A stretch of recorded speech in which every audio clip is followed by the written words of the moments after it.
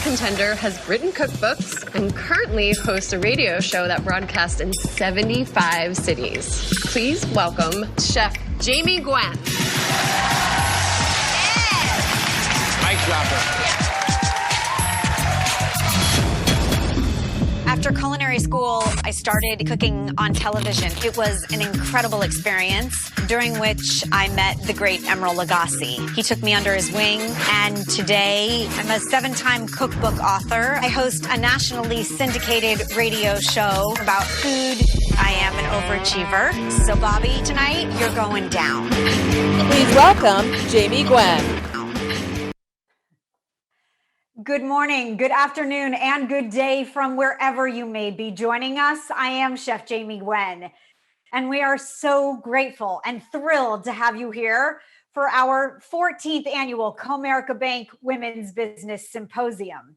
This symposium started 14 years ago in Southern California, in fact, when 100 of the smartest, strongest, bravest women joined us for inspiring and intelligent conversations. Then word got out that this event was an agent of change because everyone felt so inspired, enlightened, and with their souls on fire. Women around the country asked for events in their cities. So we added Dallas and Houston, Detroit, and Phoenix.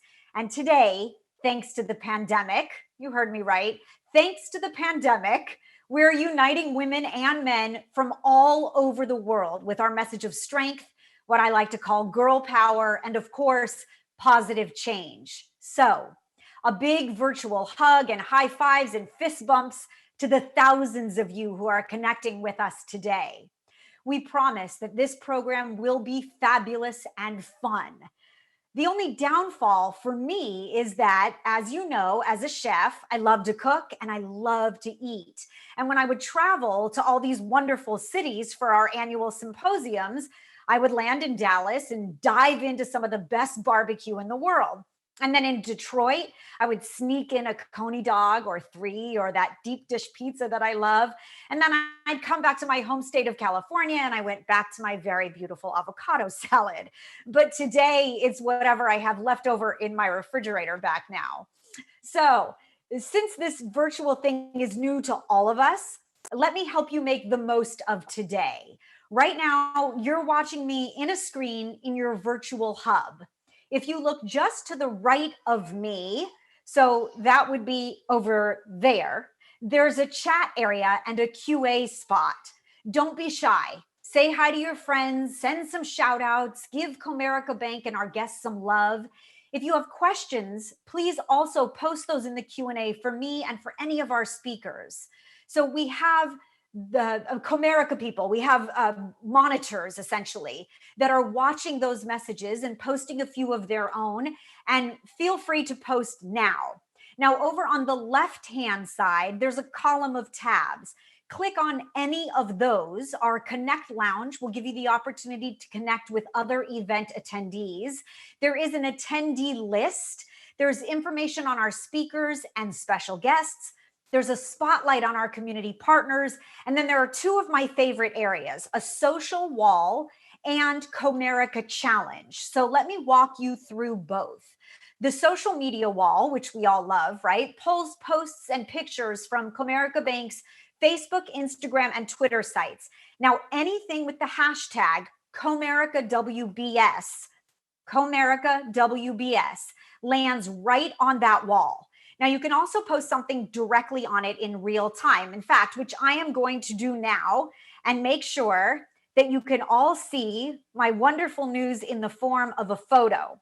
So during this time of pandemic, and since I saw you last, I am a new mommy. And I have to tell you, I have the most beautiful, brilliant son. I know everyone thinks that their child is gorgeous and a genius, but my son is gorgeous and a genius. So I'm posting a picture of him and I with a message for all of you, because I am so glad to see all of my Comerica friends again. So check it out on the social wall. It's up now. I just saw it, and it should show up soon. Maybe you're at a watch party or you're hanging by yourself. So upload your photos. Maybe you're in your pajamas or you're dressed and ready at your virtual desk. We can't wait to see all of you. Now, the next tab is the Comerica Challenge, and that means a prize. Who doesn't love a prize, right? And this just isn't any prize. This is a really, really dynamite prize. So, are you ready? You see that bike? It's a Pedigo electric bike. Yes. Do you know how hard it is to get a bike right now? This electric bike is ready and waiting for you. Talk about a contest. There is no pandemic wait list. You don't have to bounce from store to store. You don't have to order it online. It is all yours. All you have to do is participate in our challenge questions so that you can be entered to win. You'll have time to answer the first set of questions during our first power break. And then a little later, we'll have a shorter break where the second set of questions will be available.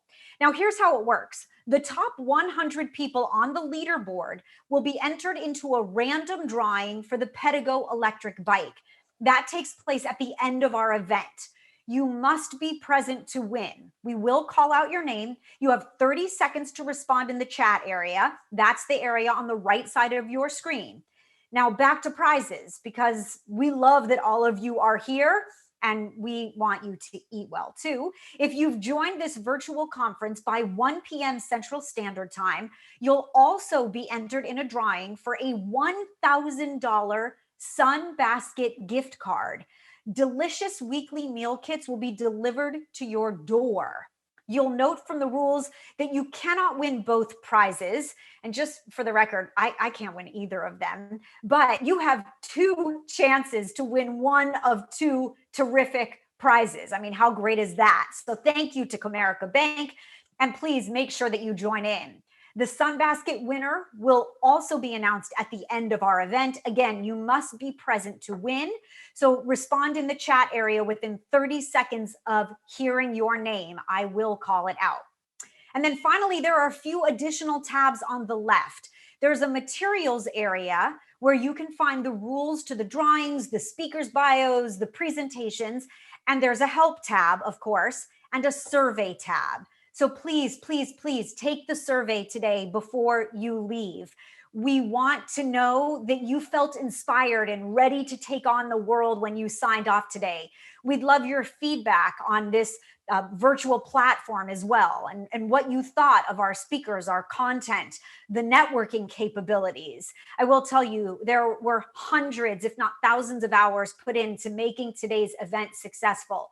And we are so hopeful that you find the same inspiration from our virtual event here as you have the events that we've held across the country. Okay, housekeeping is done. Now, normally, I do have to tell you where the powder room is, but I think that you'll find that on your own today. Life is definitely different in a virtual world. For many of you who've attended our in-person events, you know how much planning and preparation goes into making a premier event like this. And I'd like to take a moment to applaud Comerica Bank for being bold, for rethinking this event so that we can all still come together today. I have to tell you, I have waited with bated breath and anticipation for today, and I am so excited that it is finally here. And with that, it is my pleasure to begin our event with a word from our host. Please welcome a special guest, Comerica Bank Chairman, President, and CEO, Curt Farmer. Hello. On behalf of Comerica Bank, I'd like to thank you for joining us today. During this unique time in history, the well-being of our customers, colleagues, and communities is of critical importance. And serving and supporting you is one of our top priorities, which is why we decided to bring the Comerica Bank's Women's Business Symposium directly to you this year. Virtually hosting one of the most sought-after thought leadership events across our markets is part of our ongoing commitment to helping in the recovery of small businesses and entrepreneurs. You are the engine that powers our economy, after all.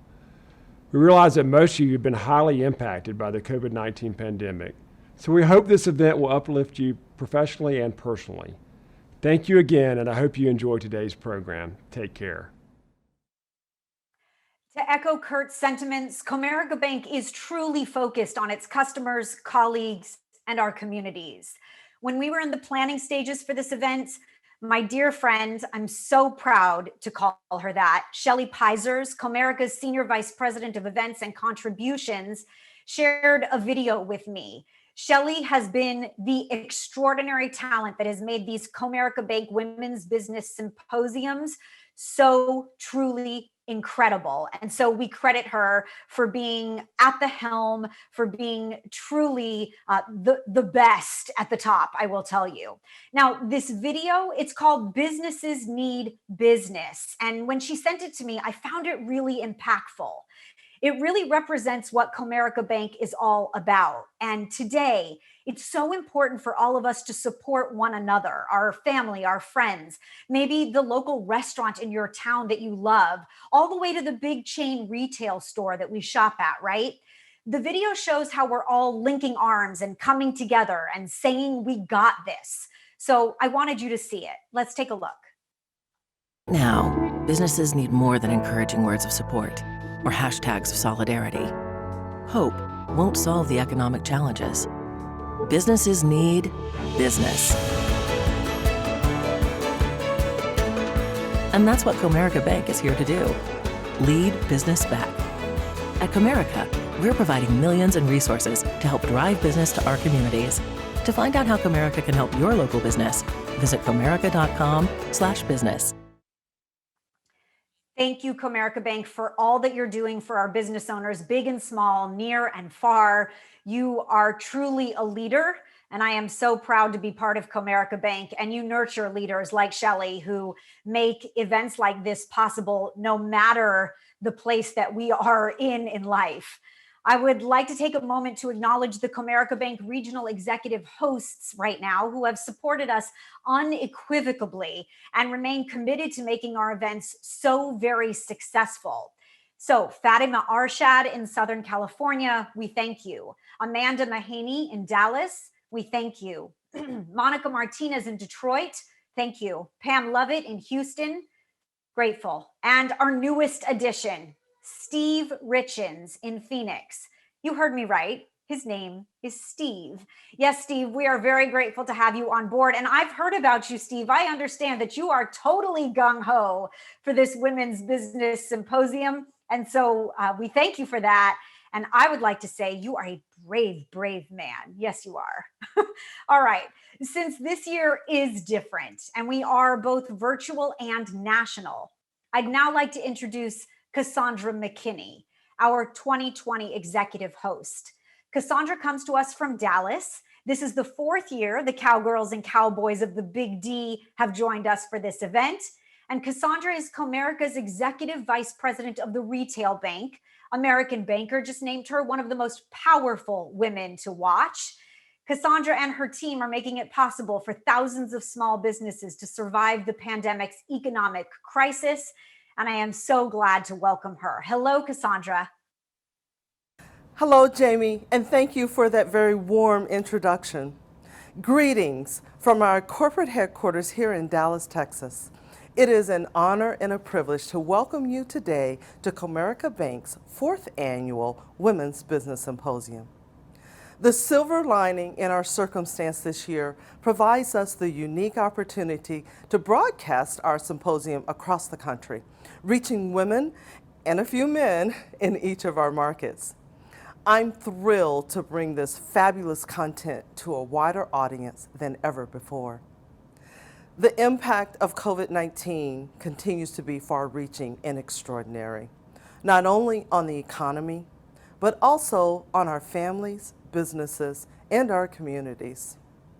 Historically speaking, women have played a vital role in the country's economic recovery. And unfortunately, data has revealed working women like us have been disproportionately affected during the pandemic. At Comerica, we have responded by investing in COVID relief funds, strategically aimed at meeting the needs of our women-owned businesses and female entrepreneurs. We are also providing technical assistance and financial educational resources through our Business Sense boot camps, which are designed to aid small businesses and entrepreneurs in scaling and sustaining during difficult times. As a relationship bank, helping our customers and the community navigate through challenging times is why we are here, because we do understand businesses need business. We hope our Women's Business Symposium adds value to your personal and professional lives, reflecting the Comerica promise of raising expectations of what a bank can be.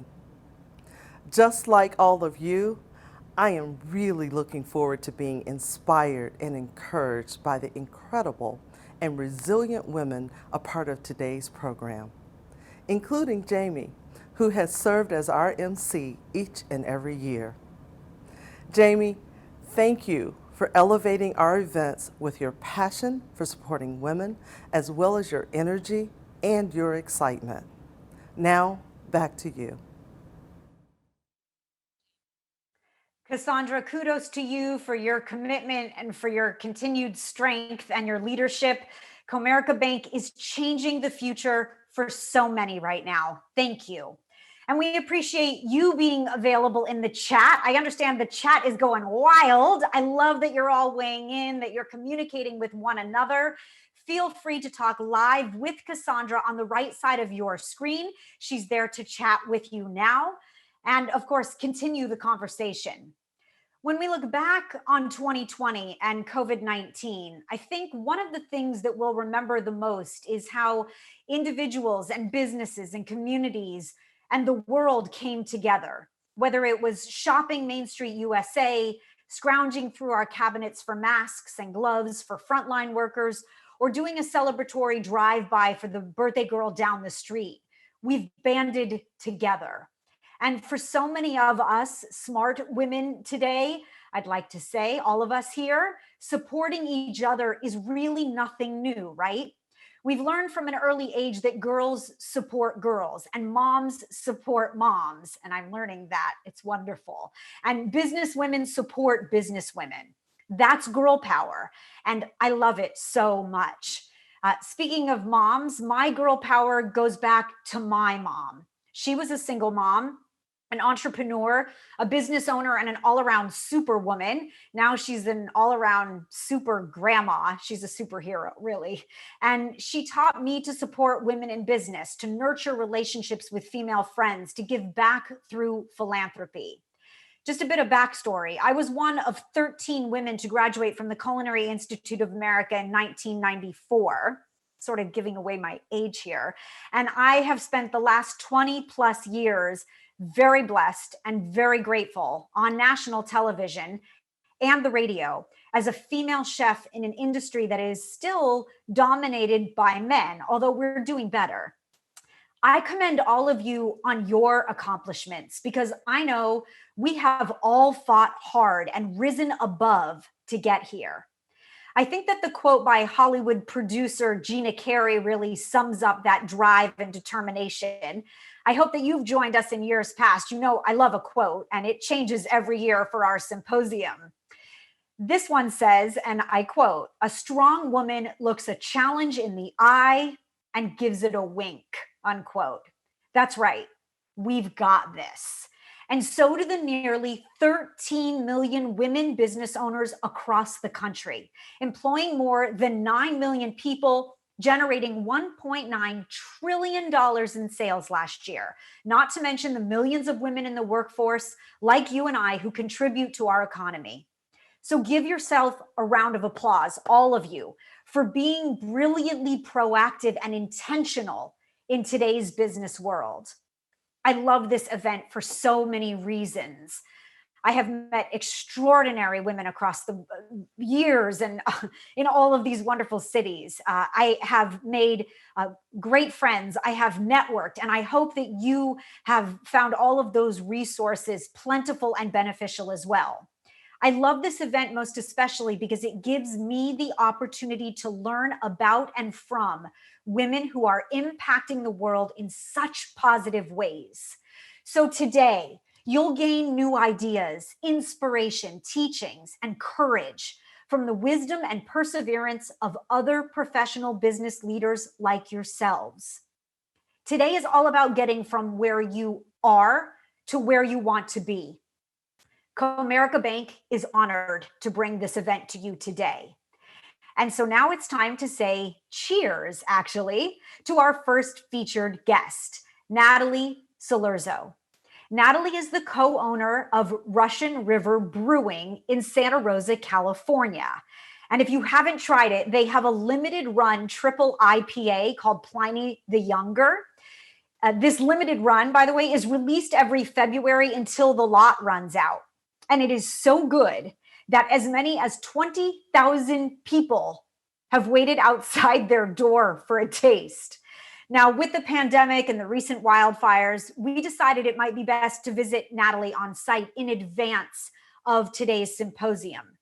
So Susan Saravo, Comerica's Vice President of Social Media, went on location to visit the brewery and to discuss business challenges in today's world. While they talk, Natalie and Susan are both joining us live in the chat to say hello to you, and they will answer your questions in the Q&A, of course. Susan, please take it away. Thank you, Jamie. I'm at Russian River Brewing Company in Windsor, California. I had the chance to interview owner Natalie Cilurzo. We talked about pivoting in your business during uncertain times, also helping employees when they were dealing with devastating wildfires, and growing an iconic brand.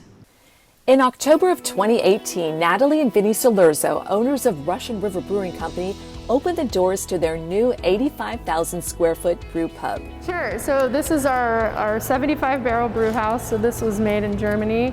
This is all custom equipment. This was the project of a lifetime after more than 2 decades of successfully brewing and selling super hoppy and Belgian-inspired beers. With a cult following, Pliny the Elder was one of the first commercially brewed double or imperial IPAs in America. Even 20 years after Pliny's debut, the Cilurzos are still innovating. This is our yeast propagation cellar. So this is where we're starting to propagate our own yeast so that we don't have to buy yeast and rely on suppliers, and we also have more quality control. The new brewery encompasses beer production for both clean beers and sour barrel-aged beers. More than 20,000 beer fans rush to Sonoma County each February for the limited release of Pliny the Younger, often waiting in line for more than 6 hours. With the COVID pandemic, though, events that draw big crowds had to be put on hold, and the business model had to evolve. Natalie, take us back to March when you found out that you're going to have to shut down the pubs. How'd you find out, and what went through your mind? Sure, so we found out by the news. I believe it was the evening news, because we were pretty much glued to the TV and the newspaper at that time, and have been every day since. But that's how we found out. And so we knew that we were able to be open for a couple of days. I believe it was March 15th and 16th that we were able to operate at a reduced capacity with all of our tables and chairs set at least 6 feet apart. So we did that with both pubs, removing a ton of furniture. And then I believe it was the evening of March 16th or the afternoon that Governor Newsom gave the order to shut down all indoor operations for pretty much every business throughout the state of California. We complied, we shut down, and we spent the next couple of days furloughing or reducing hours for about 82% of our employees. So on March 17th, we had 204 employees, and by March 20th, we had I think there were about 35 of us working full-time, with a few people working part-time and everybody else furloughed. Well, I know you guys care so much about your employees. What was it like for you to have to make that change? That was really probably the most difficult part of this whole thing, because it was me and my husband, Vinny, and our HR director, Carolyn, making these tough decisions on our own. So at that point, did you and Vinny sit down and say, okay, how are we going to do this?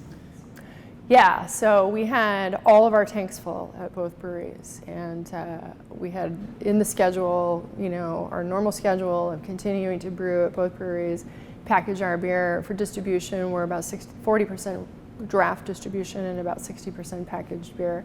All of a sudden, both of our brew pubs are closed. All of our on-premise accounts throughout California and beyond were closed. And suddenly there was this increase in packaged beer. so for bottles and cans.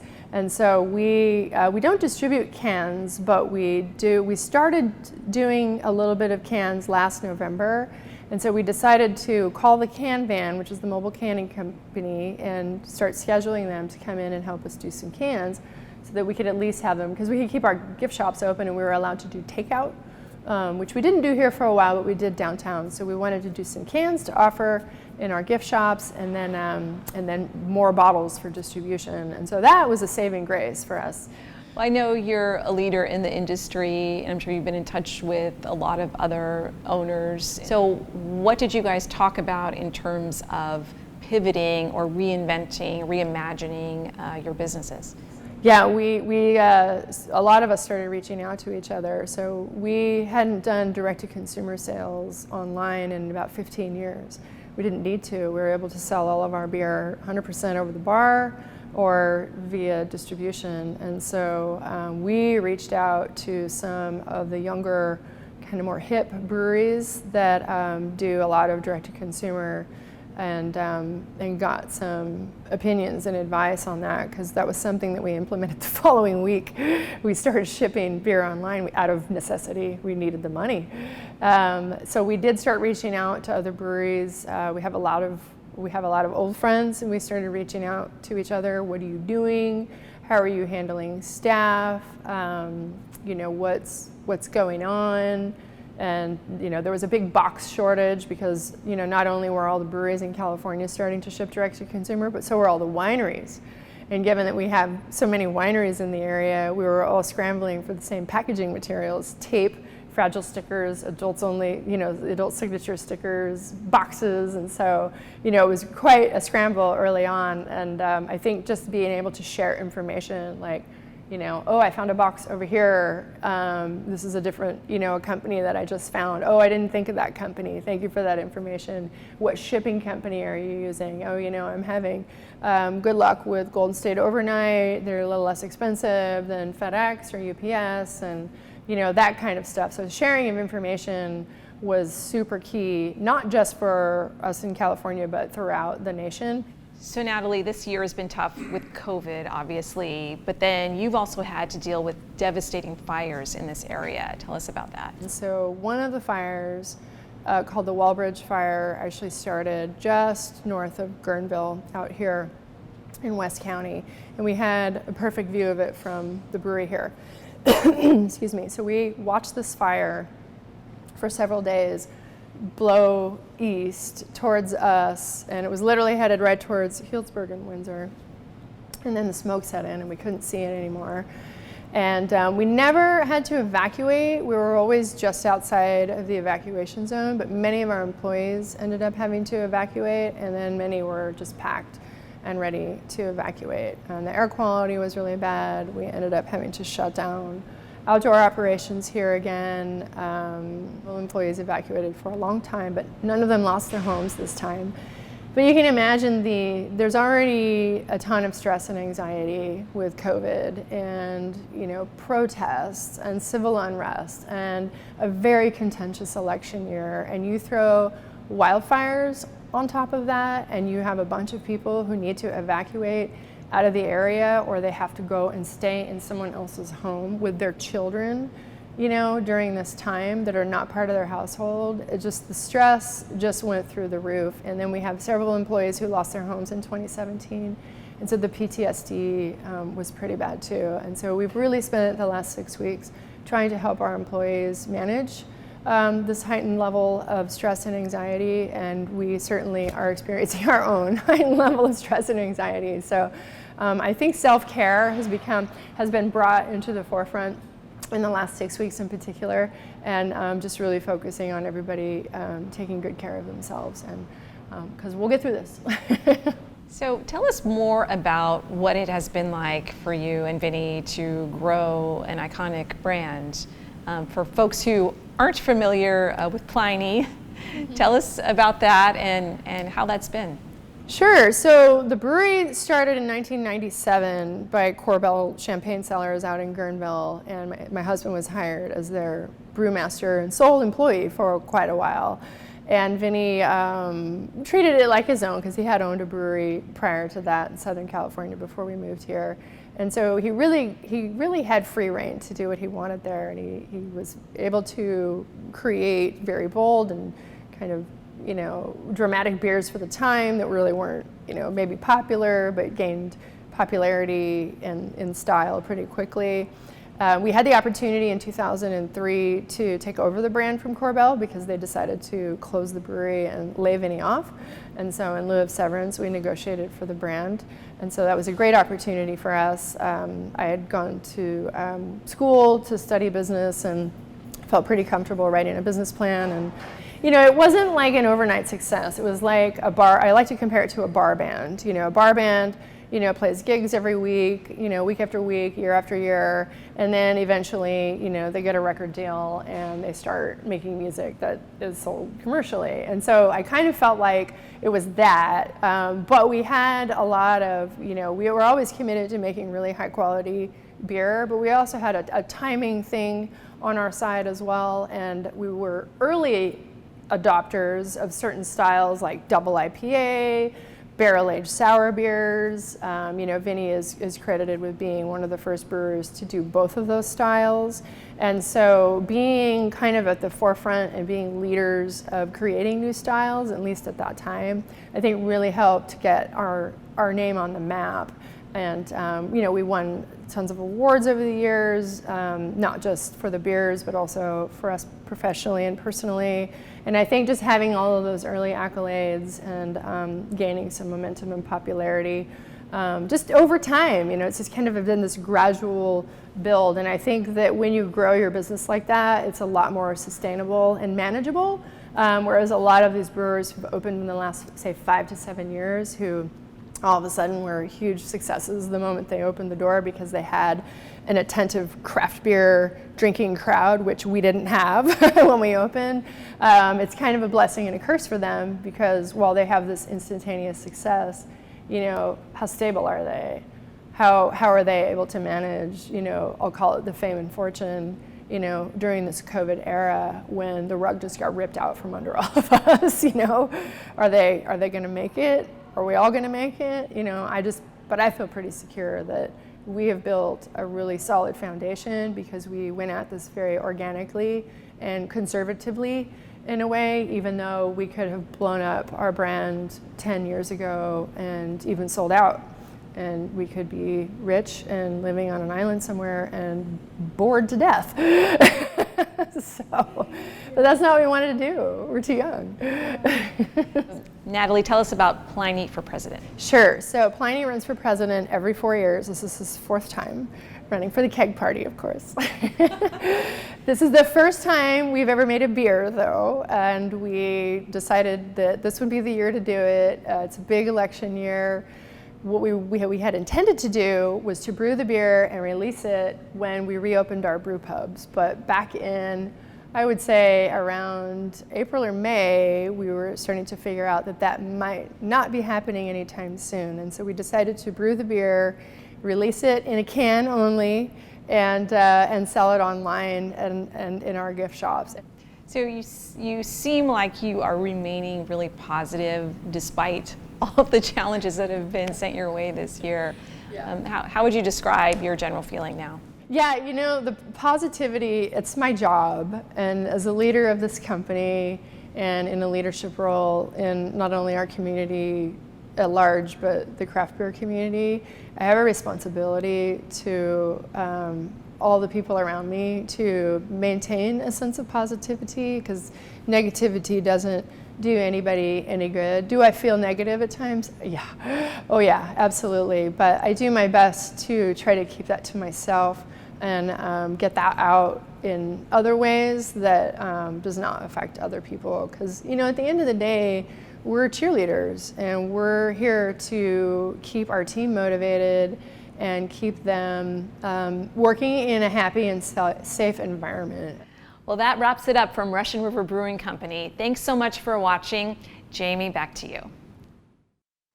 Thank you, Susan and Natalie. Natalie, you are definitely my soul sister, and I applaud your courage and your determination and your bravery, no doubt. In an industry that has had its share of challenges, you are thriving, and we are so, so thrilled.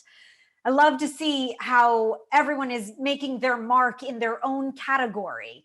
I look forward to visiting Russian River Brewing. Food and beer pairings sound delicious right about now. And I think, as we mentioned, it really is time to support those in industries that you love, your community, and all around us. All right, it is now time for a power break. But we don't want you to click off. We ask and hope that you will just step away if you have to. Be sure to hop into the Pedigo Challenge tab during this break, answer the questions so that you have a chance to win the Pedigo electric bike.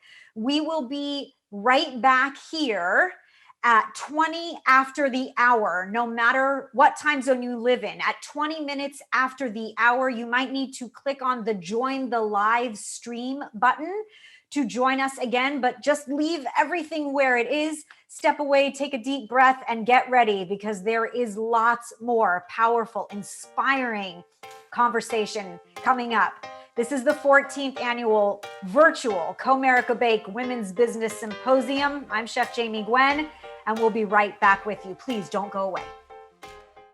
Welcome back. So how did everyone do with the challenge questions? We want you to be a winner in our contest, so keep going.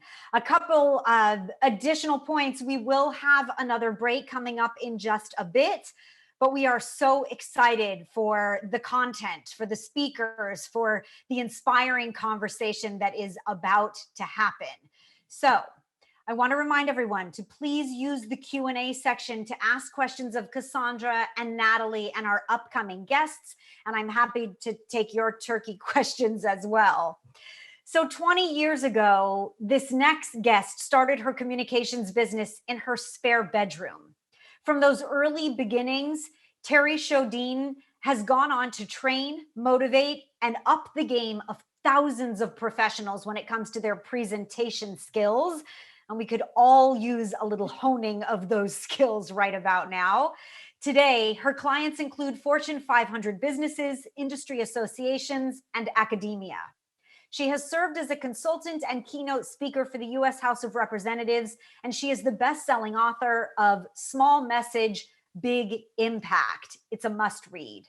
Today, she's going to show us how we can make a huge impact, even if you're coming from your kitchen table.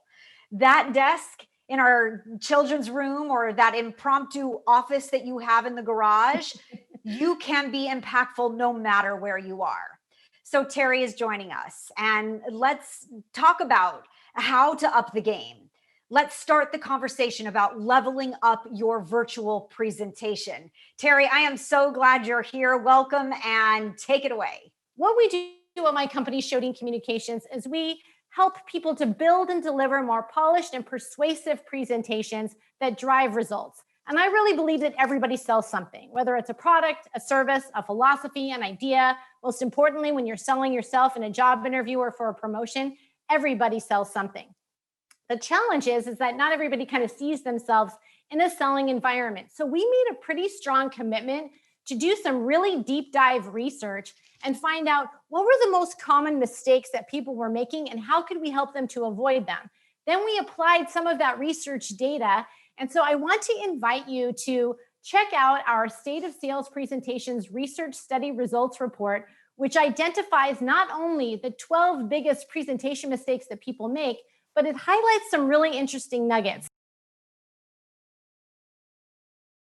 Thank you, Terry, so much. You have helped us up our game when it comes to virtual and live presentations, and we are so grateful to have you as part of our 14th annual Comerica Bank Women's Business Symposium. Thank you, and kudos to you. Thank you, thank you. Thank you, Jamie. It's been an honor. Good luck, everyone. Stay healthy and well, and we'll see you in the chat. Okay, I saw a saying the other day, by the way. It said, if stress burned calories, I'd be a supermodel. And I think that's true. I think we could all hit the runway in 2020, right? It has been quite a year.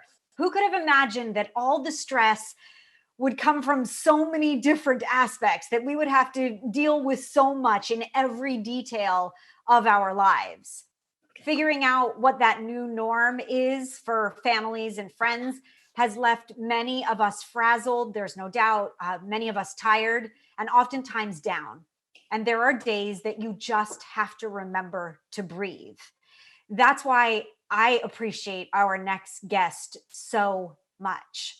While I am certain that even she has had her moments this year, the glorious Malika Chopra, mom and media entrepreneur, public speaker, and author, has that calming influence and the tools to help stop your days from spiraling out of control.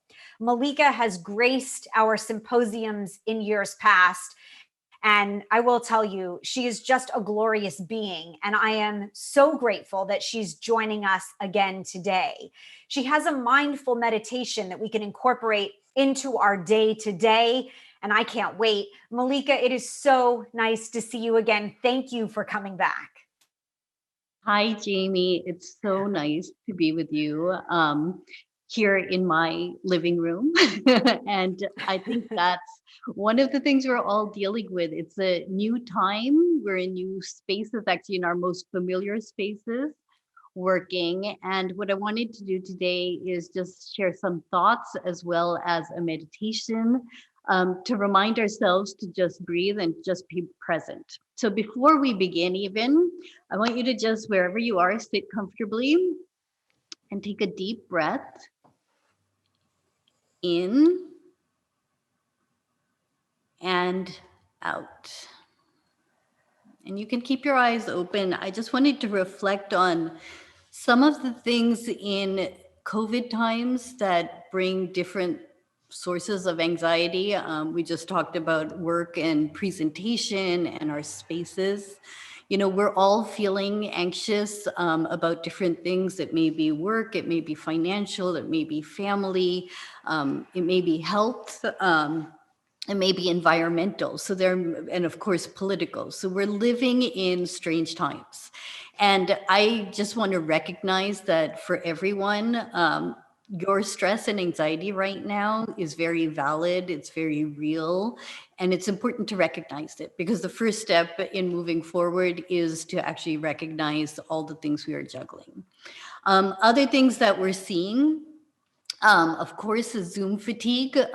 We're even doing this presentation on Zoom, which is wonderful because we can connect still with people around the world. But when we're on Zoom all the time, it can get exhausting.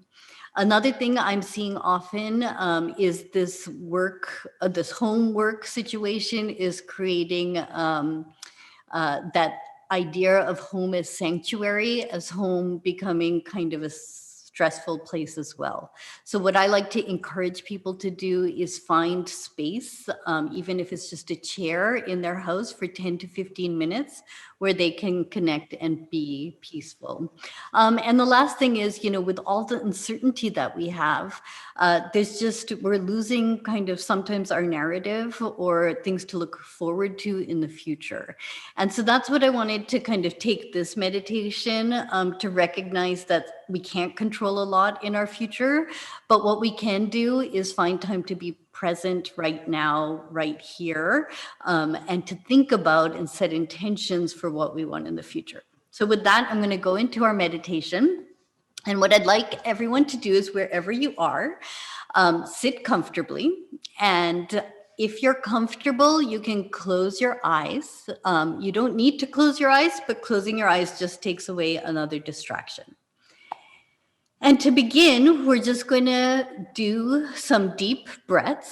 So I want you to put your feet on the ground below you. Feel your feet on the ground and take a deep breath in and out. And in your head, actually say, I feel grounded. I feel grounded. And you may even want to say, I feel safe, because in the midst of chaos, often we can feel not in control, but feeling the ground and the safety of the planet beneath us can help us feel grounded.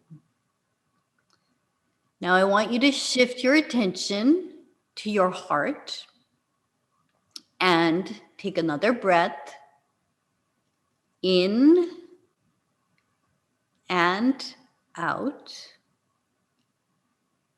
And in your head, you can say, I am here. I am here. And take another breath in and out.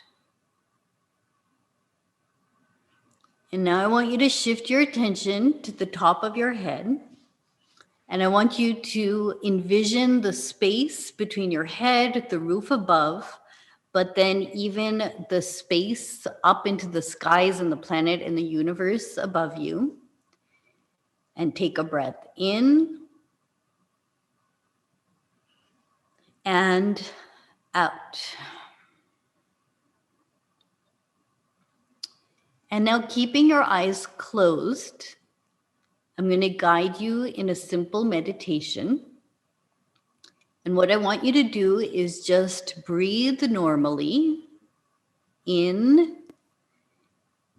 and out.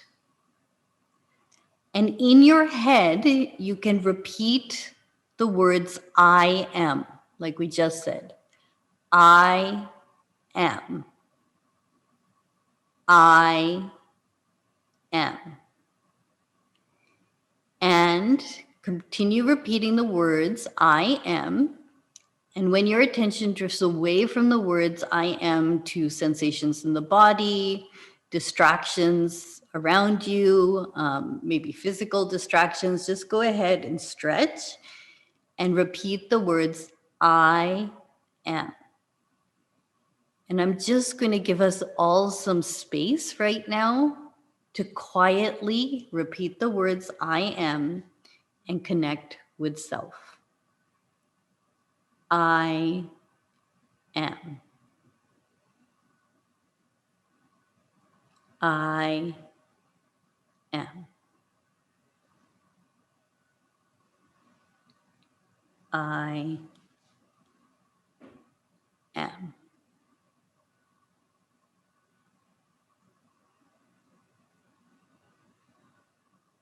Now, keeping your eyes closed, you can take another breath in and out. And I'd like you to come back to your heart and take a conscious breath in and out. And before we open your eyes, I want you to think of one thing that you are grateful for today.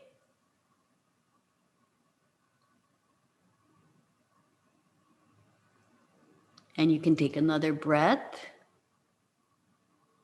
in and out. And whenever you're ready, gently open your eyes.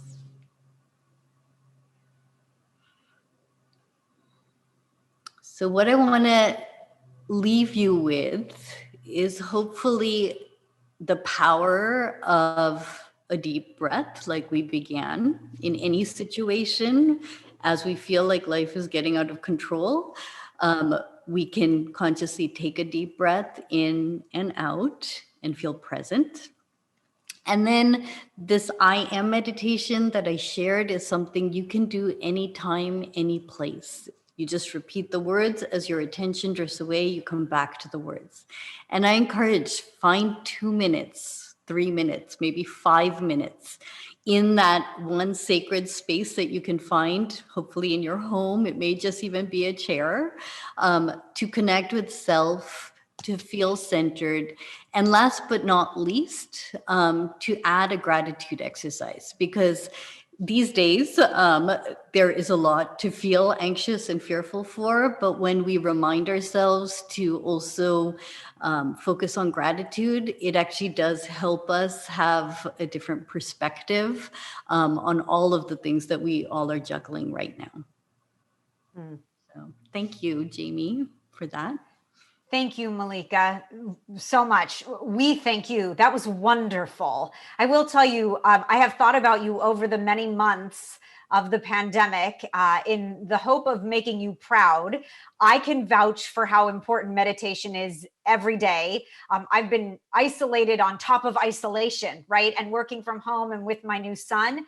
But those few minutes every day to center yourself, which from the last time I saw you, I've really taken forward with me.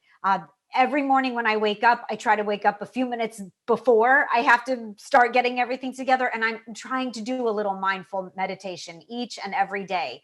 So thank you. Thank you for encouraging all of us to find that wonderful place. We're very grateful to have had you here. So thank you. Stay Jamie. well. And congratulations on everything. Yeah, and I'm thank thrilled to hear about your kindly. meditation practice. Amazing. Thank you. Thank you. Thank you. We'll see you soon. Stay well, please. All right. Now that you are entirely centered and feeling peaceful, we're going to take a quick break. This time it's only 5 minutes. So just fill up your coffee or tea and get ready, because our keynote speaker is up next and she is amazing. Please hop back into the Comerica Challenge tab as well. Answer any of the questions that you have not answered yet. You want to make sure that you get all of those questions answered so that the drawing will make you a winner. After we come back from this break, the drawing will be closed. Now is your chance at 2 great prizes, big prizes, so don't miss it. I will see you back here in just a few minutes.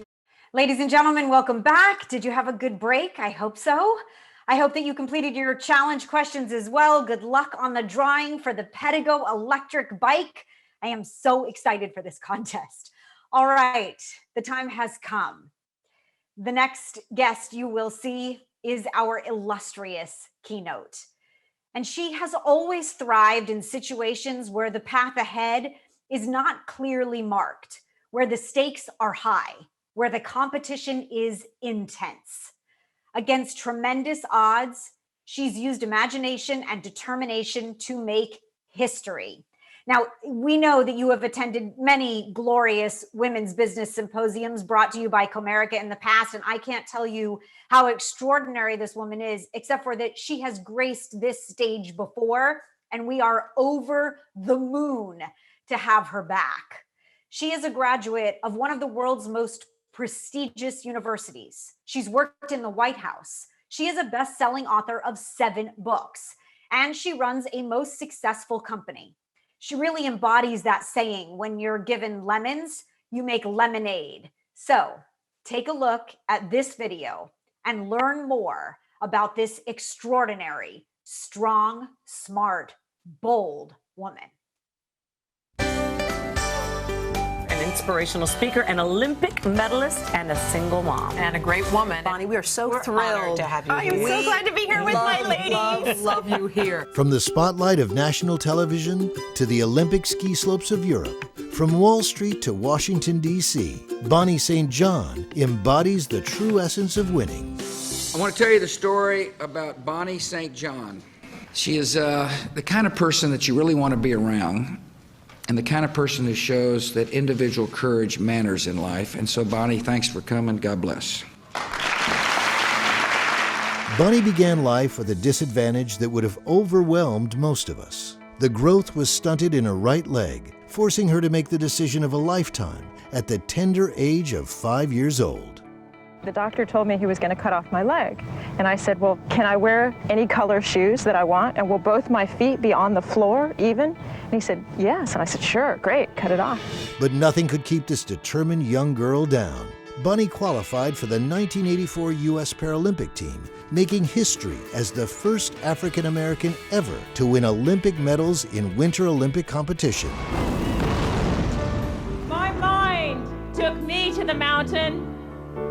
It was a journey that began inside a dream. My mind awakened me to become something I never imagined possible, an athlete. Fresh from her Olympic victory, Bonnie attended Harvard University, graduating with honors and winning the prestigious Rhodes Scholarship to Oxford. She began her business career at IBM and was soon appointed by President Clinton as a director of the National Economic Council. Today, Bonnie St. John travels the globe as a keynote speaker and leadership consultant for hundreds of companies and associations worldwide. The author of 7 best-selling books, she has been featured extensively in the national and international media.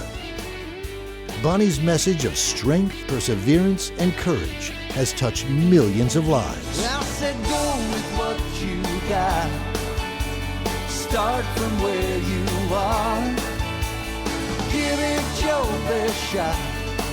Keep reaching for that star. Go with what you got.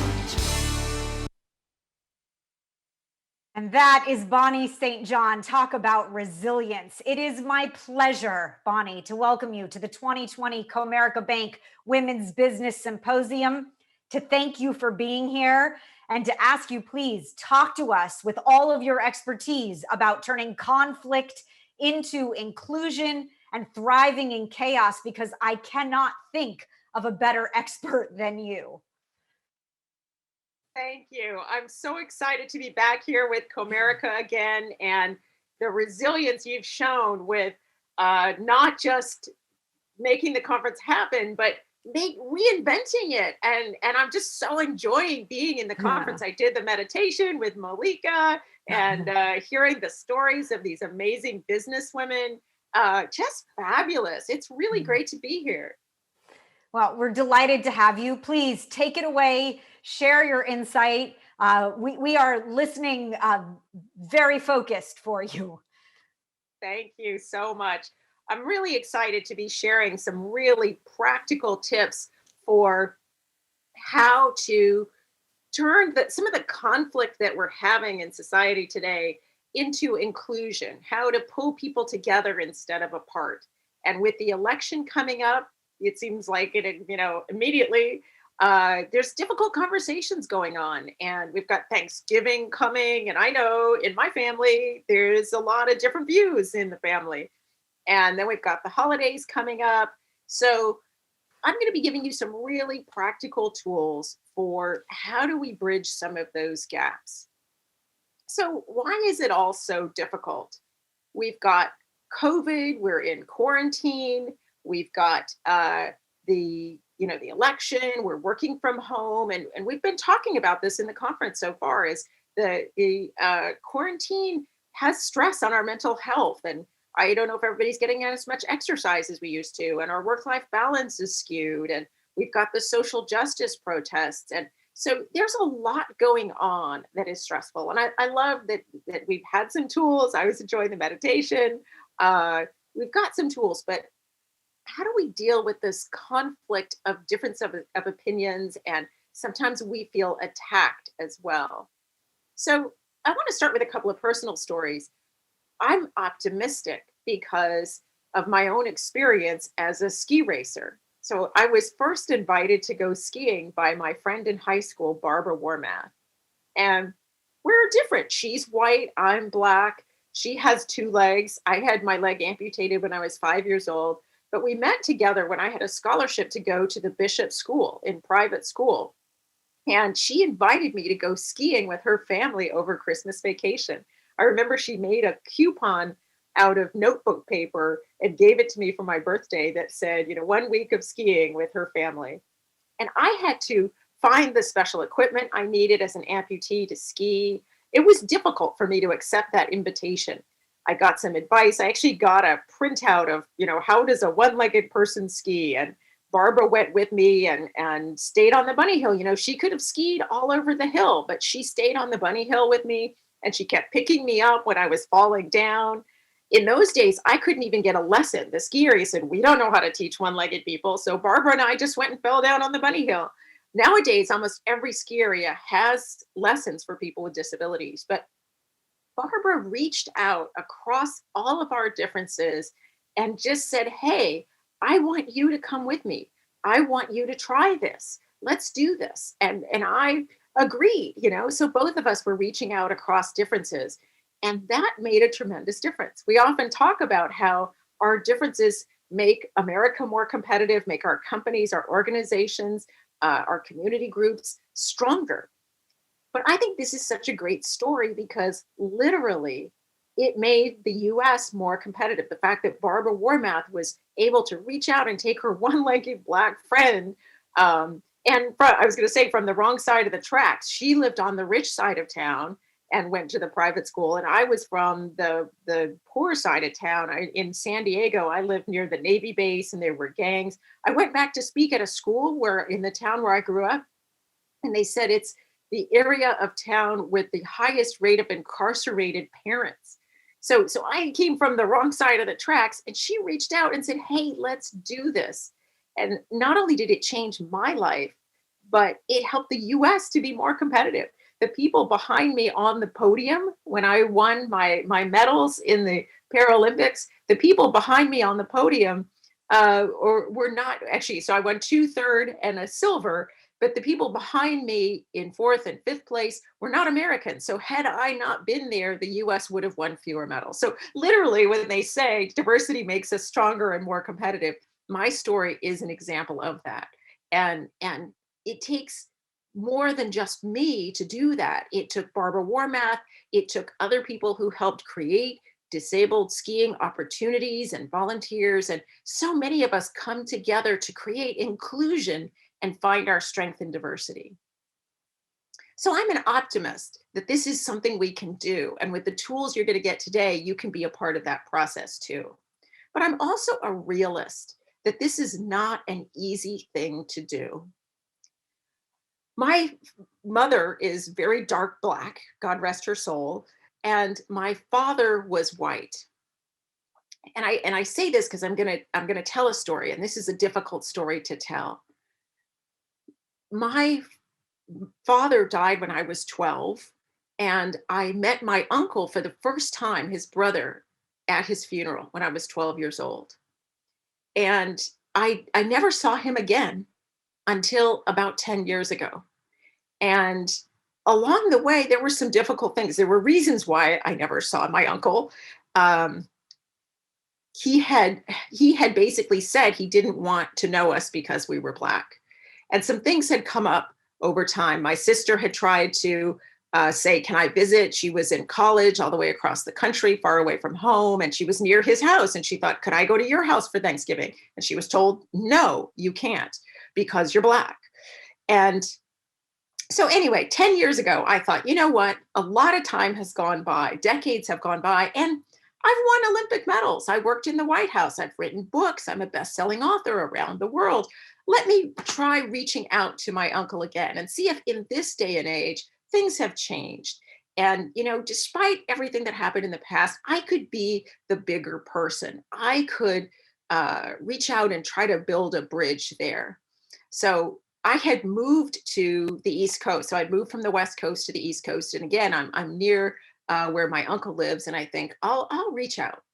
So I call up and I said, could you meet with me? And I'd love to learn more about my father. He died when I was 12. I really don't know much about him. And he actually left my mother when she was pregnant with me. And so I really didn't know my father at all. So I said to my uncle, hey, why don't you help me learn a little bit about my father? So he said yes. And we agreed to meet. It was actually at the cafe in the Metropolitan Museum of Art in New York City. And the day before we were supposed to get together, he called me and said, you said you were going to bring your daughter, and I think you should probably not bring your daughter because I'm going to tell you some things about your father that might not be appropriate for a child to hear. And I said, well, how about I bring my daughter and you can meet her, and then you can tell me those other things that wouldn't be appropriate the next time we meet. And he actually said on the phone the day before we were going to meet, for the first time since I was 12, he said, there isn't going to be a next time.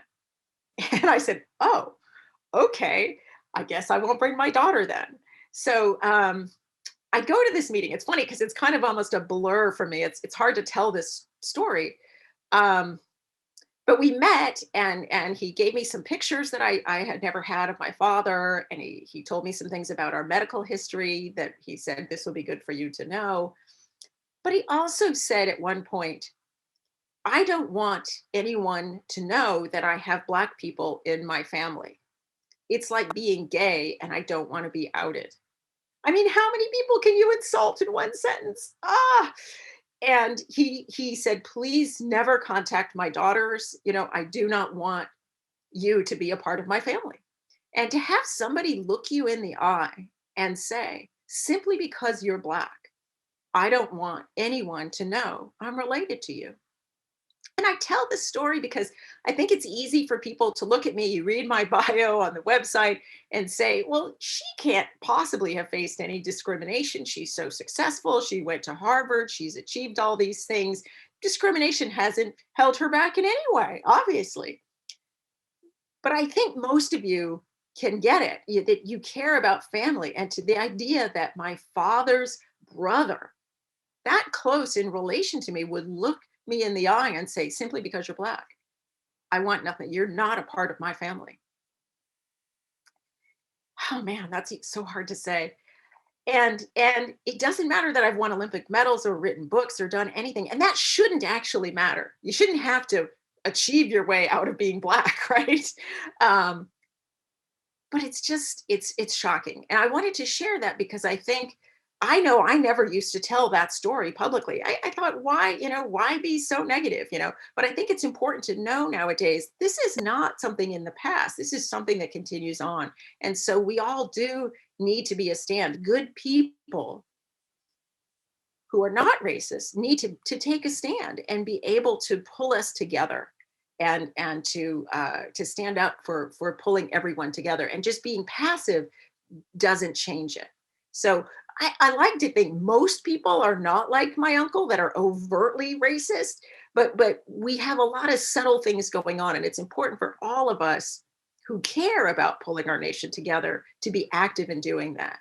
So that's the spirit in which I'm going to bring some of these tools with you today, is how important I think it is that we heal our country and that we pull together and get stronger together. So before I share some of these tools, I want to set the context about politically correct. That politically correct was originally designed as a way for us to be more polite, and the idea to pull us together. So here's a definition from Wikipedia.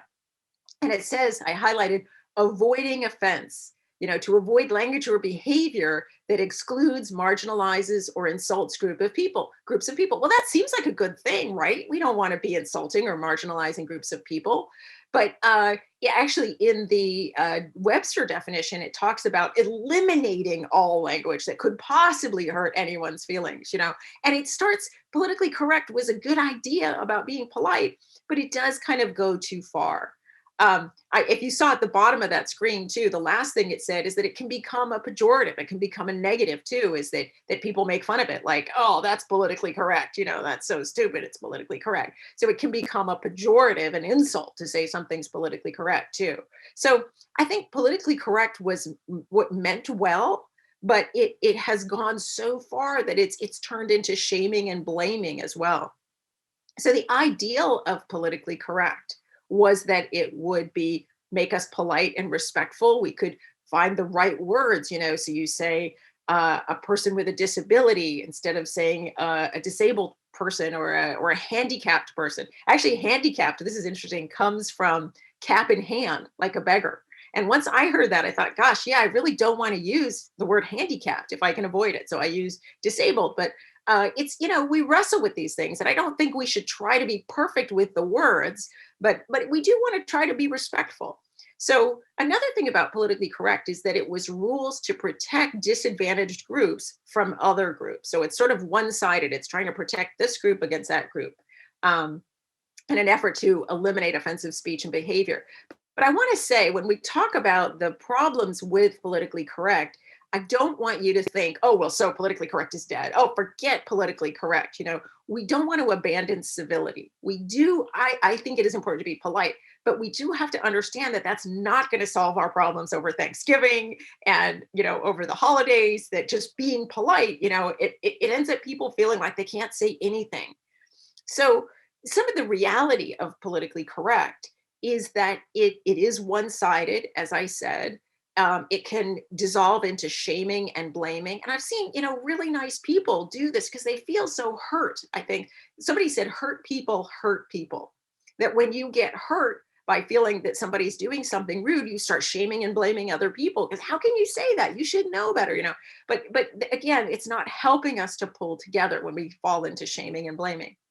It can stifle conversation on all sides. It can stifle the conversation of people who feel like politically correct is muzzling them, and it can stifle people who feel like it's supposed to protect them, but they feel like I can't say anything because it's not politically correct. So everybody's like, we can't talk about it. And then I said here too, it's used as a pejorative. So the reality is problematic. But again, please, nobody's going to go away from here and say, Bonnie says we don't have to be politically correct anymore. I think we should try to be polite. Don't use that as an excuse to say we're not going to be polite to each other. I think we should, but it's not going to solve all our problems. So let's talk about what we can do. Actually, if you could put up that next slide, I just want to say that before we move on, is that avoiding our discomfort. Politically correct is often designed to avoid discomfort, and avoiding our discomfort doesn't eliminate the challenges, and it doesn't foster inclusion. It doesn't bring us together. I love that picture of the ostrich sticking its head in the ground, and sometimes politically correct feels like that is just don't say anything.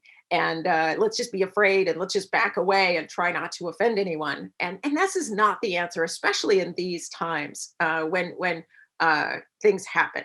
Okay, so we're going to give you a new concept that helps move us forward. So this concept of insiders and outsiders, we're going to define this for you as a new concept that can help us to think about this a little differently. So is anybody here left-handed? If you want to put something in the chat about being left-handed, what are some things that right-handed people never have to deal with that left-handed people do have to deal with? And I've asked this question to groups before. I'm right-handed. And so I hear things like, those desks in classrooms, when you lift up the desk on your chair, they're on the wrong side if you're left-handed. And those essay books that we get that you like when you take an exam, you end up smearing the ink if you're left-handed because it's designed for right-handed people. And of course there's scissors. The scissors don't work for you and you have to, use your hand backwards in the scissors. So there's so many things. And I think there are many more things like that. So hopefully people are putting some things in the chat, or what are things that right-handed people never have to think about that left-handed people have to deal with all the time? So this helps illustrate this concept of insiders and outsiders. If you could put up the next slide, the contrast. So when we think of insiders, so you think of left-handed people, right-handed people are insiders. And so they set the culture and the norms. Everything's designed for us, the chairs, the table, the scissors, it's great to be a right-handed person. You never have to think about it. We benefit from unconscious bias. We don't see ourselves as a group, there's no sort of right-handed people unite. We don't have to learn about left-handed people. We don't have to know. Doesn't affect us really, unless you have a child who's a left-handed person or something like that. But typically right-handed people, we don't really need to know. We're often given the benefit of the doubt. Right-handed people don't dislike left-handed people. We just don't think about it. So outsiders, the left-handers, have to fit into the norms. They have to figure out how to make the scissors work, how to make the desk work. Unconscious bias. I don't know if there's a bias against left-handed people. I guess in schools, they used to force people to try to be right-handed. But they're very aware of being left-handed. They have those mugs. Left-handed people are the only ones in their right minds. They have to prove themselves. So thinking about this, left-handed gives you an idea of insiders versus outsiders. Actually, if you just put that slide up one more time, I want to talk about this in terms of like women. If a woman works in a very male-dominated industry or a male-dominated company, think about this insiders and outsiders. So women are outsiders in that context, and they have to fit into norms and assimilate to how the guys act and how the guys talk. And, we have all these programs for teaching women how to thrive when the norms are all the way men do things.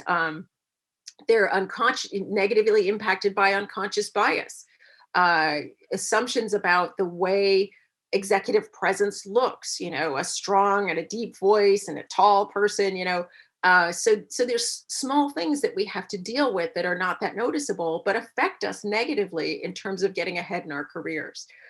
We're more aware of our group identity. We have to learn about how the other group does things in order to thrive and survive and get ahead. Mistakes can be very costly. Often you have to prove yourself. Somebody called it ice cream credibility. You have to keep proving yourself over and over again. Every time you go to a new job or a new location, you have to prove yourself again because you're not given the benefit of the doubt. I did a whole focus group with Black women and white women, looking at some of the differences for insiders and outsiders. And the Black women were so surprised that the white women didn't understand everything about what they went through. But it's the same as the left-handed, right-handed.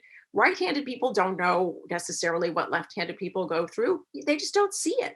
And often, I think as women, we see that with men too. We think, don't they understand what we have to put up with in the workplace? But they don't really see it. So this insiders, outsiders thing is really helpful.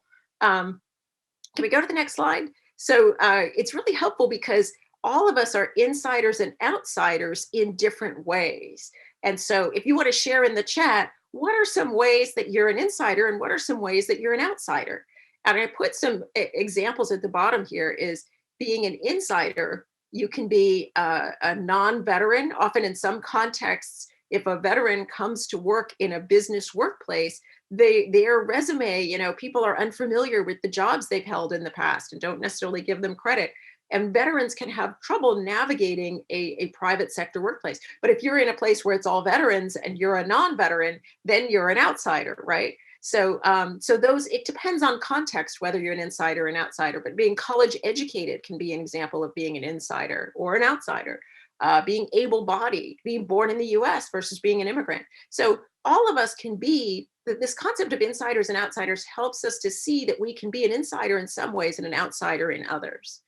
So let's go to the next concept, which is identity collisions. So I want to introduce this concept of identity collisions. Can you put that slide up too? Sorry.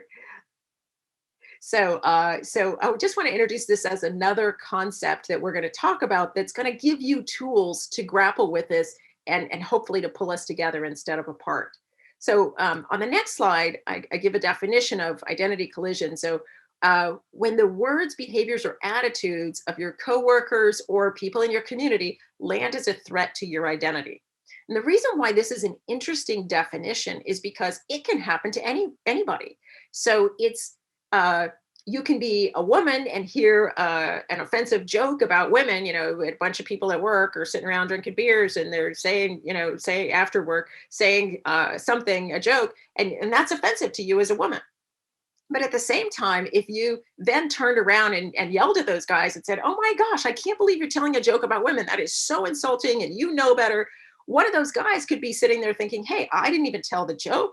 And I've done a lot to mentor and support women and you're attacking me and I don't deserve this, So the woman could be thinking, I don't deserve this. And the man could be thinking, I don't deserve this.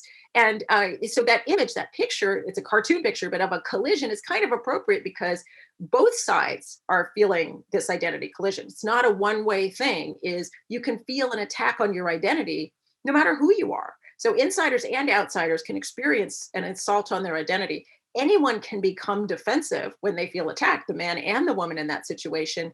And you tend to burrow into your own camp. You're trying to prove, hey, I'm an okay person. And you're not really feeling any empathy for the other side. We tend to burrow into our own side. So how do we get from these kinds of identity collisions to greater inclusion? How do we turn that into something positive? So instead of backing away and being politically correct and saying, oh, I just don't want to say the wrong thing, how do we actually use that collision as an opportunity to deepen the relationship? So I'm going to give you a methodology for talking about, for dealing with these kinds of situations when you have this identity collision. So it's sort of like when it's too late for politically correct, what do you do? So go ahead and go to the 6 steps and I'll give a quick overview and then I'll talk about each of the steps in a little bit more detail. Go ahead and advance to the next slide. There we go. So here's we're getting to what can you do when this happens, when you feel an assault on your identity, or even when you see it happening to somebody else. So maybe with your team at work, you see two other people on your team have collided, or you are in the middle of it, or you're a bystander. So here's what you want to do or help other people do is, first of all, pause and de-escalate your emotions. You get very emotional in the middle of a collision. Secondly, focus. Try to find common values and articulate those common values. Ask yourself, what can I do? What is my role in this discord? What can I do to shift the energy or shift the situation? Can you expand? Step 4 is get other opinions, not just reinforce your own opinion or burrow in and try to justify your own side, but how can I learn a little bit more about the other perspective? 5, make space to invite the other person involved to share their perspective, and then identify actions to commit to future action. So that's an overview of the 6 steps, but let me say a little bit more about the detail. Oh, and if you want these 6 steps, I'm sure some of you have taken a picture of your screen, which is fine. I do that all the time.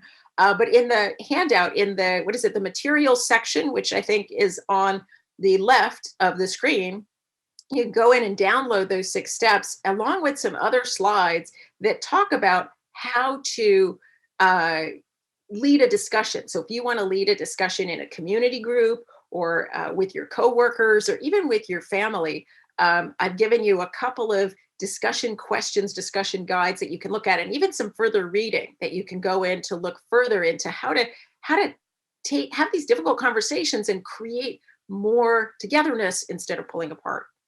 But let me just give a couple of comments about those steps. I think the first one is really important to de-escalate, because when you feel like somebody has insulted you as a woman or as a man or as a veteran or as a person with a disability, you get defensive and you get angry, you get upset. We have fight or flight hormones that kick in when we feel attacked, that we're trying to defend ourselves, and it actually makes it harder to think clearly. So it's not just your imagination, it's a physiological thing that's happening to you.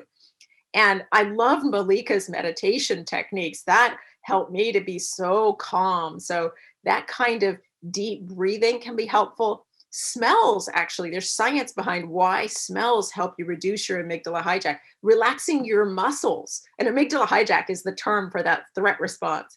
Relaxing your muscles helps. A quick thing you can do too is just put words on how you're feeling. Or if you see this happening to somebody else, ask them to tell you, what are you feeling? Because they might be feeling helpless. They might be feeling angry. They might be feeling betrayed. There's a lot of different things that you could be feeling in that moment. So just articulating that helps you get back into your conscious mind where you're more in the driver's seat. So that's step 1. Step 2, about finding common ground. Focus on what you have in common. It seems so obvious and almost trivial, but we usually bypass that and people go back, straight to shaming and blaming, and they don't stop to say, hey, we have common ground.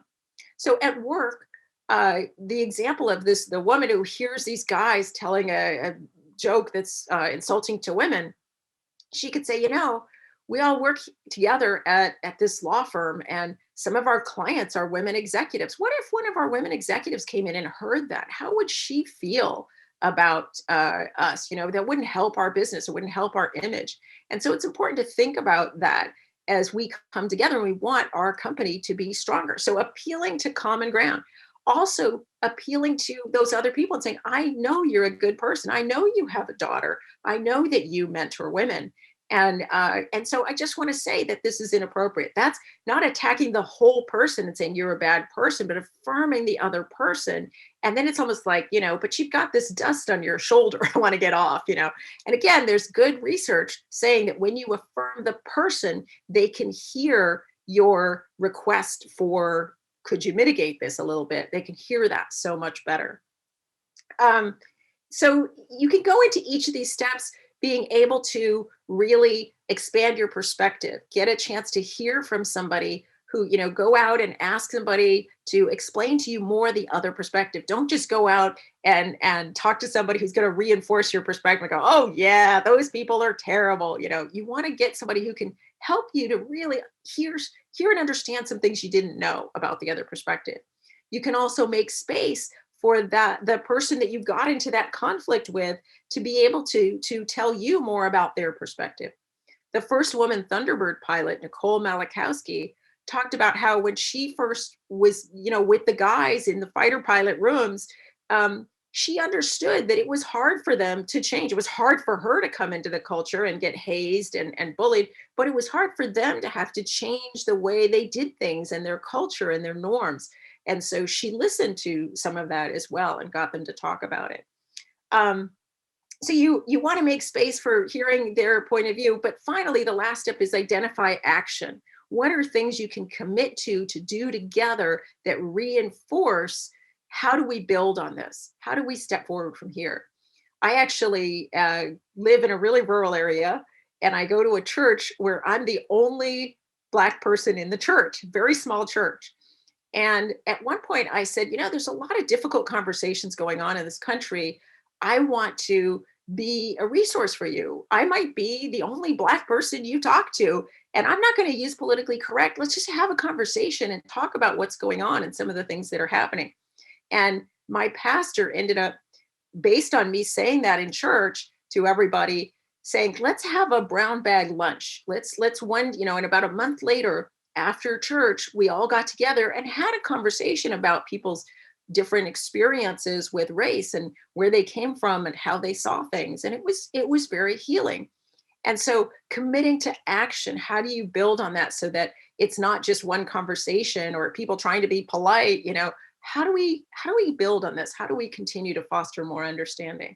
So those are the 6 steps. And I hope you find that useful. I hope you download from the materials section how to use those to have a conversation with your coworkers or people in your community and even your family, so that you can use this over the holidays as we get through this election to help make our country stronger and more competitive, and help make our businesses stronger. And I know Comerica has been such a stand for helping small businesses through these challenging times, because we need to get through it and come out the other side stronger and smarter and better. So in the chat, can you cue up the slide that just says, let's put in the chat, what's your best usable idea here? I'd really love to hear that from you. Is how are you going to use this? Where are you going to use this? So I'd love to hear that. And on social media actually would be great too, as I'm on Twitter, I'm on LinkedIn, I'm on Facebook and Instagram. So share with me your ideas and your thoughts, and I would love to hear that. I think we're up to the questions. Are we up to Q&A?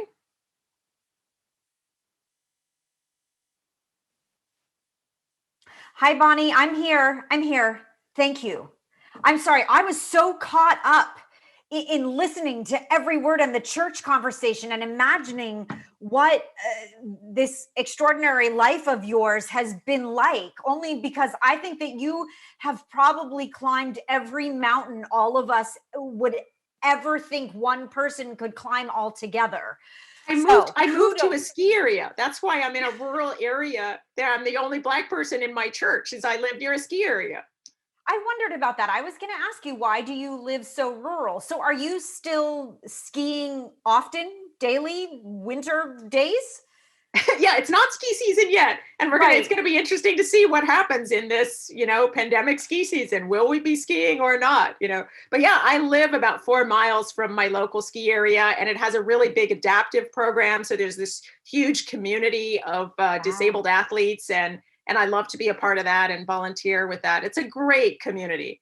It used to be my vacation home, but 5 years ago I moved up here. And so this is where I live. These are my people. You're extraordinary. Thank you for such an inspiring conversation. And there were so many really great lessons and ideas that I think would run the gamut for so many of us, no matter the situation that you are in. All of us very blessed, no doubt. You are indeed an extraordinary woman. So thank you for sharing your challenges and your greatest accomplishments and your life. I want to encourage all of our Symposium viewers to please go to the chat right now if you have a question for Bonnie. We're going to keep her a few more minutes, and we're going to address those questions that have already been posted in the chat. So Bonnie, if you're ready, I have a couple of them that have been fed to me here. And I love this one. Bonnie, how do you continually keep from being overwhelmed by your circumstances? Because truth be told, you are still a disabled Olympian. You always will be, right? And that's okay to say. It's accurate according to your conversation? Oh, sure. And I appreciate the question, because I did have a hard life growing up. Not only did I have my leg amputated when I was 5, my father left before I was born. My mom was a single mom with 3 kids. I heard you said your mom's was a single mom too. And we really didn't have much money. And then my mother remarried a man who was abusive of me and my sister, And so I just had so many challenges. It was really, really hard growing up. I wrote a book too called Live Your Joy, which is, about finding your joy no matter what. And I think for me, it was partly, do I stay down or do I get up? If I want to dream about having a better life and making, so now I run my own business and I'm very successful, and I have a wonderful husband who loves to ski and who works with me and supports me. And I wanted to create those things for myself. So even though I had so many bad things happening, I dreamed of a better life and figured out how to get there. And I think it's so important coming to conferences like this, where you get a community of people encouraging you and sharing ideas. And, this is how you get to a better place. Yes. And you have done it every day of your life. I think many of us are experiencing it. Those of us very privileged, we haven't had so many tough days or even months in a row like this, that which the pandemic has put upon all of us, right? And so, from every day, one foot in front of the other. And for but I many only have of one us, foot. Right. You stepped right in that. Yeah, you know what? I really did. I totally did. Okay. That. Okay.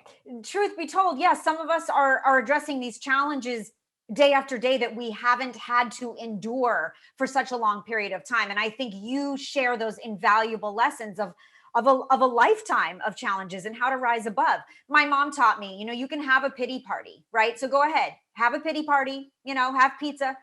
Okay, and now that when the party's done, right, then you have to move on. Yeah. All great parties come to an end.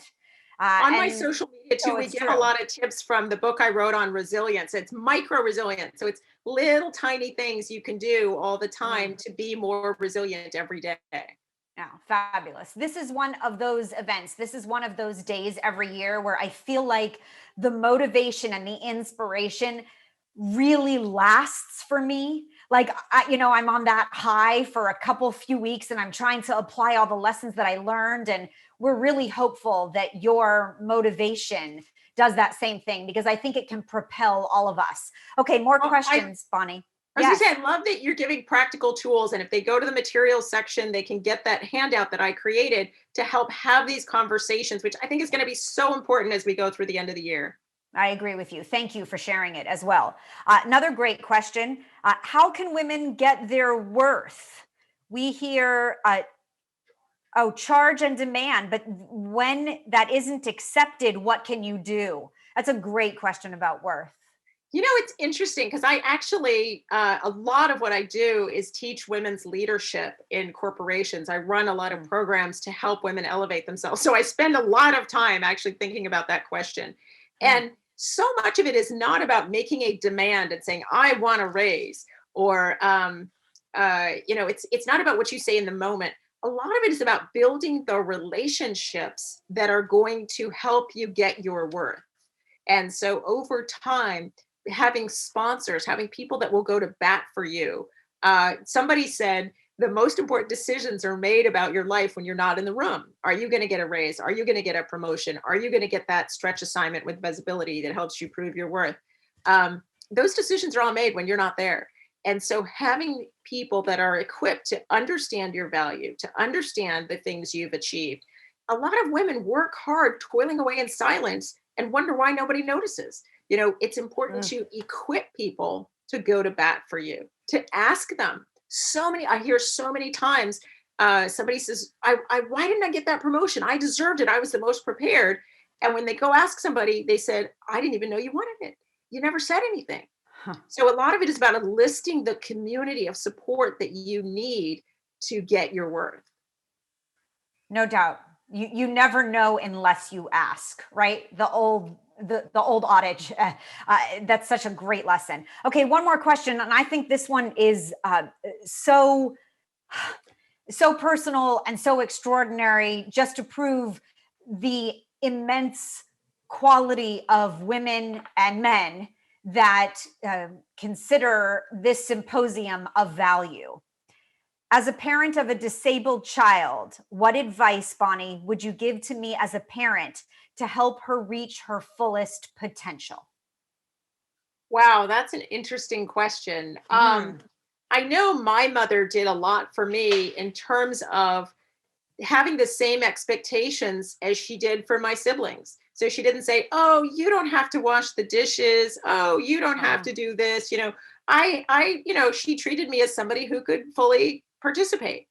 At the same time, she did things like she bought a more expensive, lighter bicycle for me than she did for my brother and sister so that I'd be able to do better riding my bike. And she never said that. I never found that out until years later. So she did things to enable me to show up strong and expected me. She had high expectations for me too.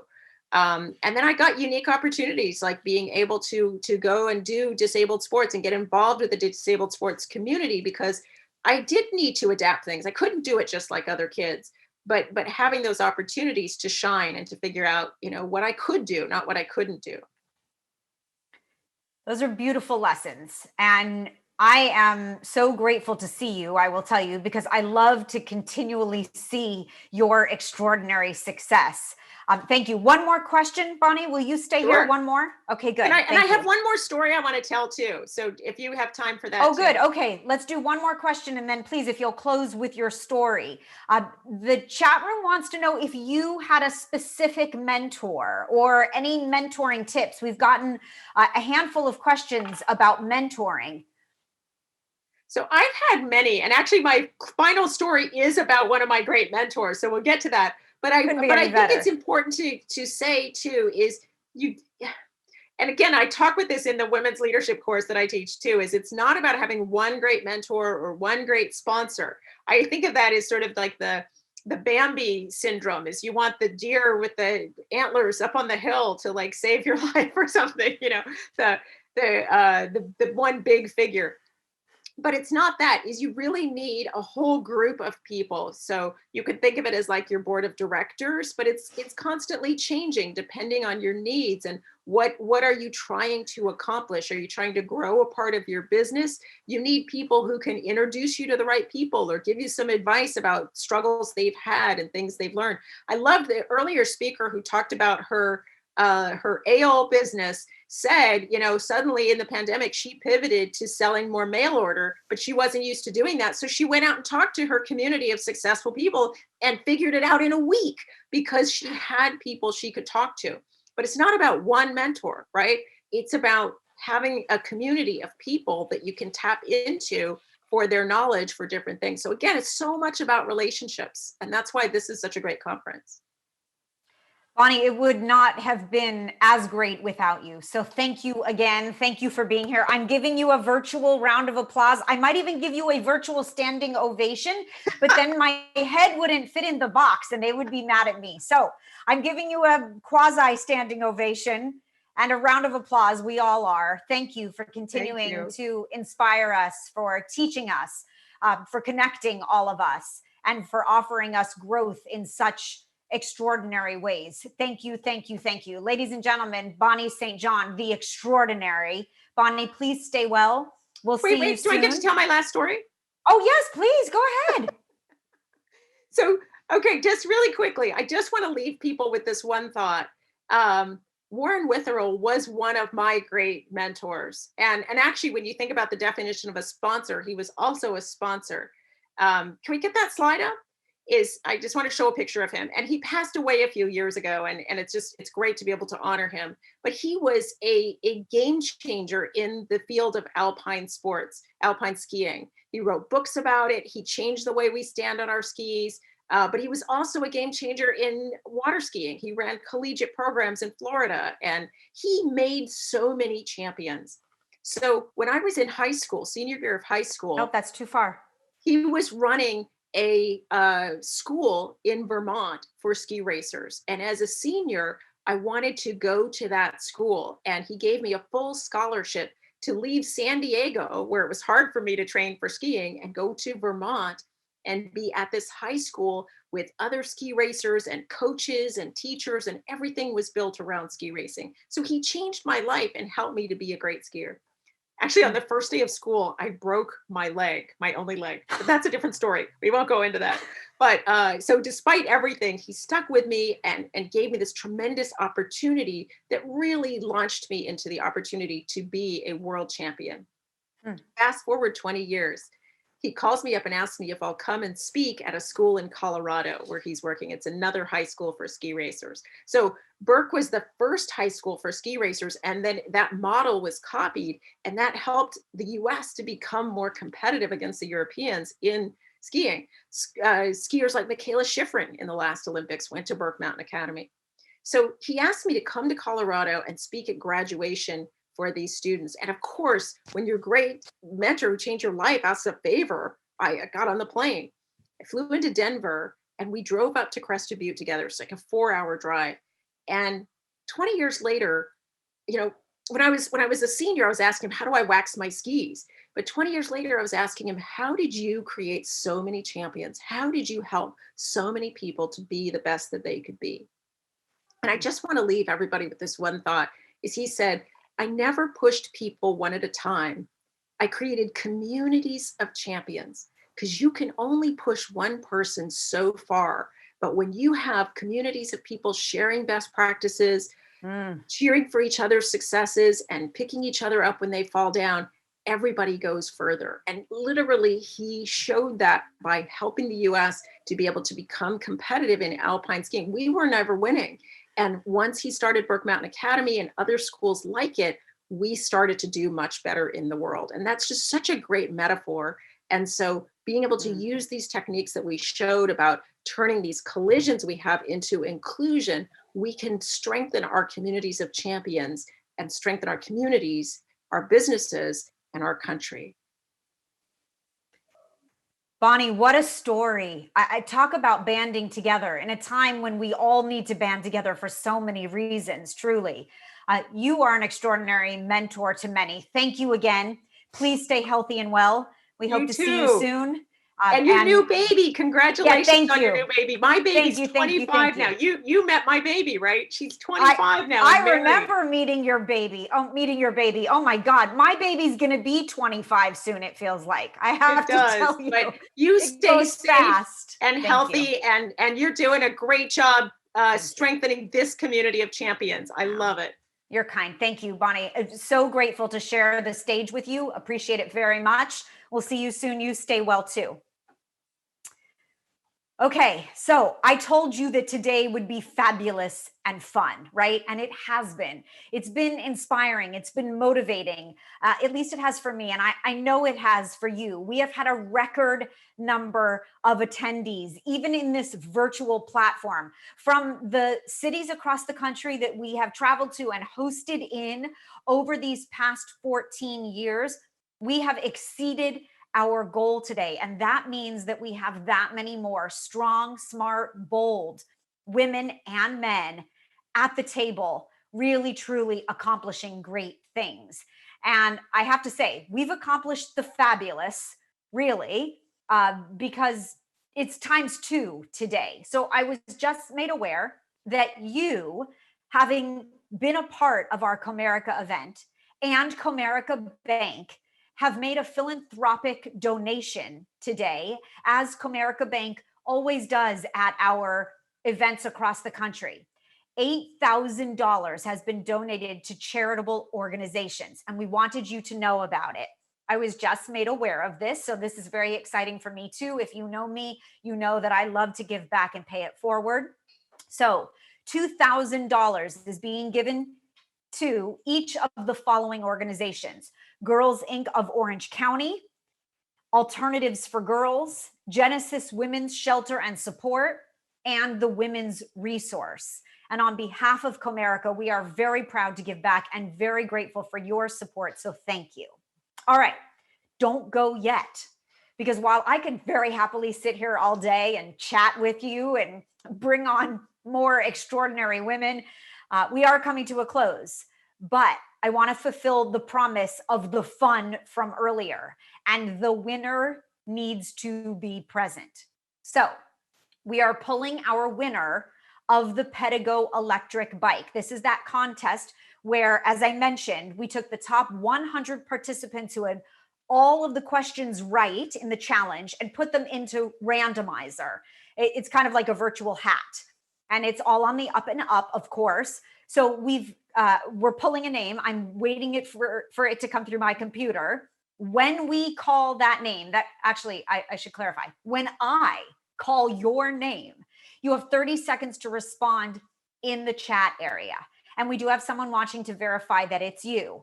Okay, roll that glorious bike footage. Where is that little bike?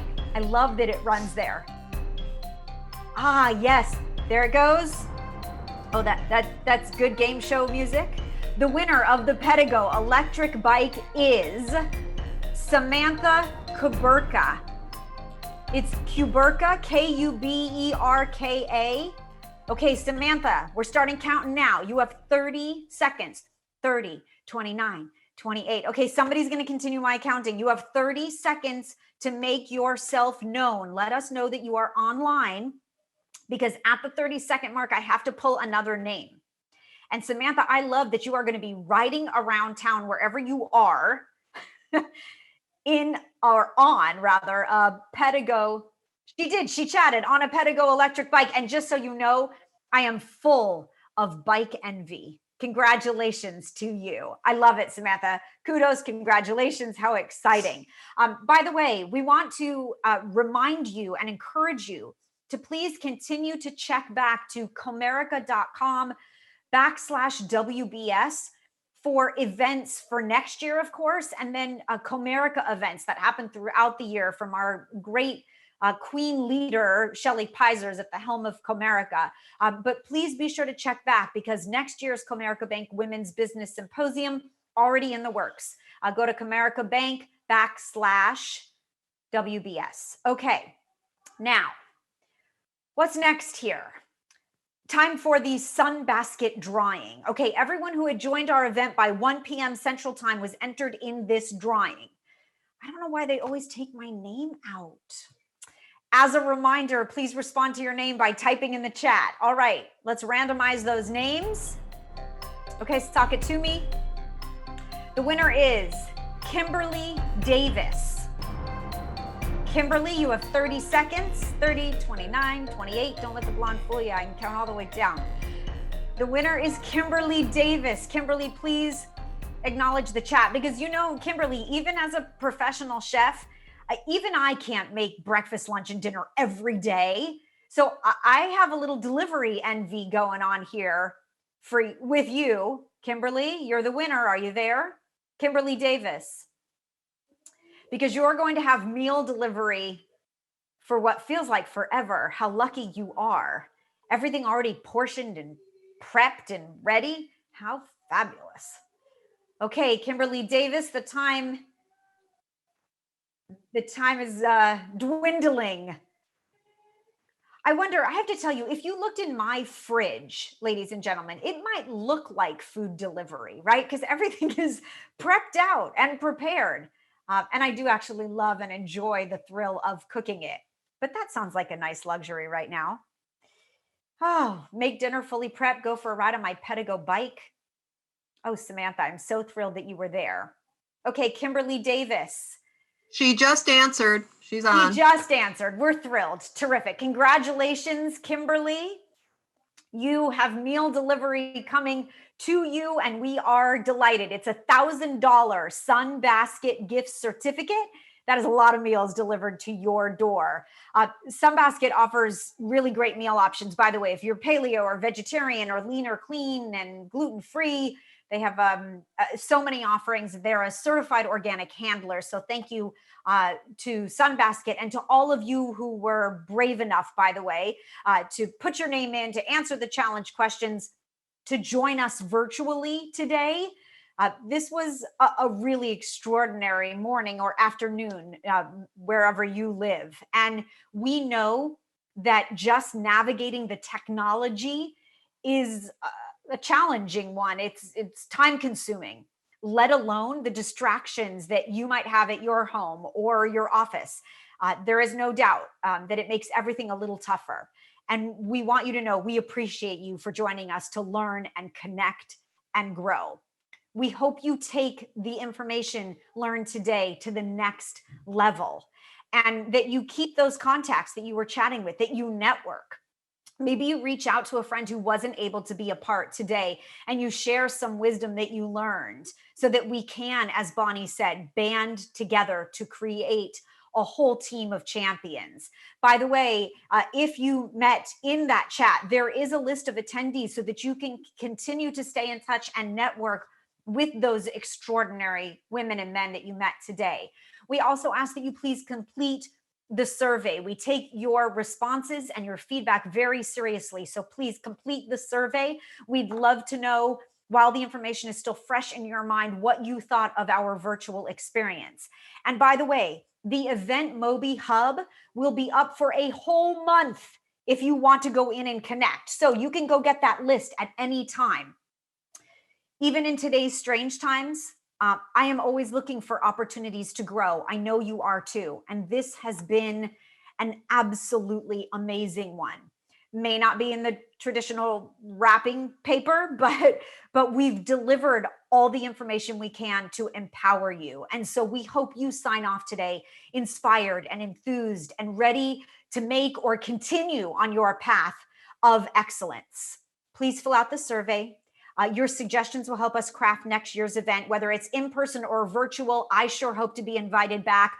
I will be here, whether it's in your tablet or on your smartphone or in person, which I hope it will be. Thank you for the privilege of hosting.